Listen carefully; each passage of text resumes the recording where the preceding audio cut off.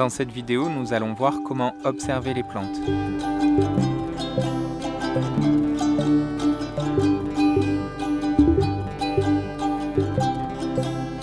Comme pour toutes les sciences naturelles, l'observation est vraiment la base en botanique. Pour observer, on peut regarder bien sûr, mais on peut aussi écouter, goûter, sentir ou toucher.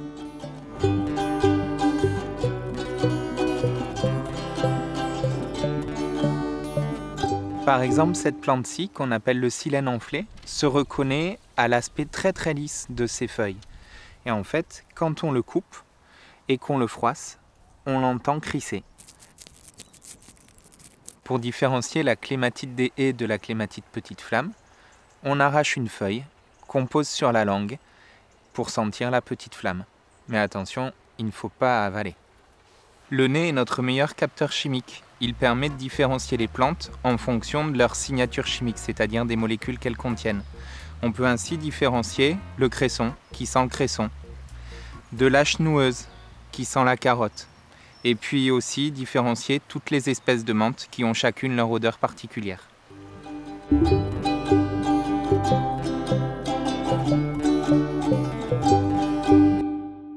Pour rechercher une plante sur Internet ou dans un bouquin, le sens le plus important, c'est la vue. Et pour ça, l'outil indispensable, c'est la loupe de terrain de botaniste x10. Et c'est la porte ouverte à tout un monde d'émerveillement. Alors il faut bien regarder toutes les parties de la plante. Pour bien voir dans la loupe, l'important c'est d'être très près. Les lunettes ne servent à rien. On met la loupe très près de l'œil, comme ça en s'appuyant sur le pouce. Et la plante très près de la loupe, comme ça. Et là, je vois bien.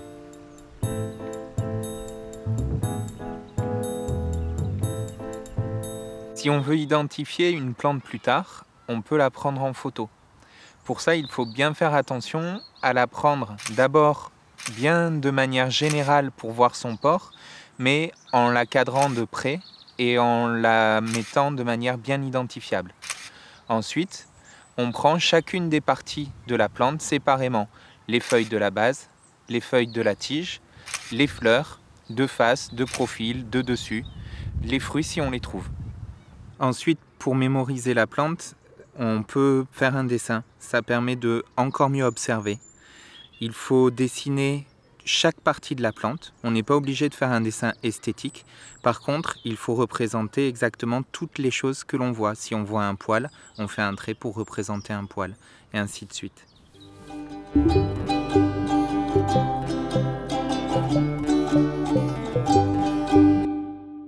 En dernier recours, on peut récolter pour mettre en herbier plus tard et pour déterminer. Mais dans ce cas-là, il faut bien penser à prendre toute la plante. Tous les sens peuvent être utilisés pour reconnaître une plante, mais pour l'identifier, il faut bien observer l'ensemble de ses parties. Tiges, feuilles, toutes les feuilles. Inflorescences, fleurs, fruits. Il vous est enfin possible de conserver vos observations grâce à des photos ou en herbier par exemple.